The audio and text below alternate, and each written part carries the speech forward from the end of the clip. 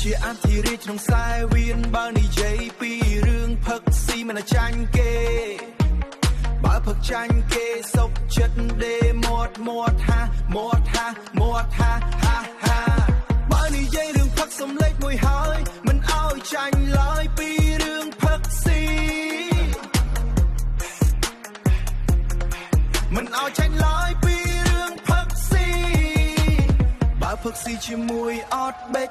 ឲ្យគាត់ហាលអើមិនឲ្យចៅឡើយអត់បេចស្បៃ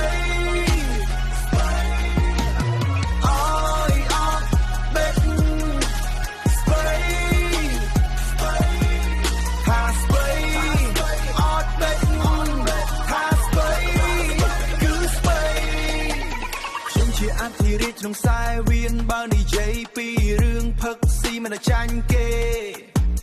បើផឹកចាញ់គេសុកចិត្តដេមាត់ហាបើនិយាយរឿងផឹកសំលេចមួយហើយមិនឲ្យចាញ់ឡើយពីរឿងផឹកស៊ី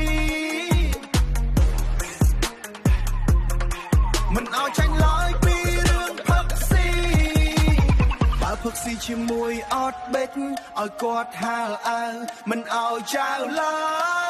យអត់បេចស្បៃអត់បេចស្បៃថាស្បៃអត់បេចថាស្បៃគឺស្បៃគឺស្បៃ